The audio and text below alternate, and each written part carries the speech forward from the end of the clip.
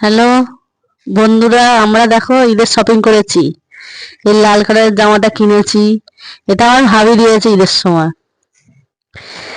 এটা এর প্যান্ট, এটা একটা ওড়না কিনেছি। দেখো বন্ধুরা, আমরা হাওড়ার ময়দানে গেছিলাম, হাওড়ার ময়দান থেকে ঈদের শপিং করেছি। দেখো তোমরা, এটা আমার ছোট ছেলের জামা, আমার নেটের জামা আমার ছোট ছেলে কিনেছে হাওড়ার ময়দান থেকে।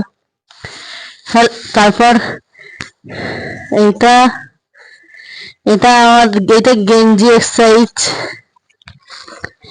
এগুলো প্যান্ট আমার ছেলেদের সব।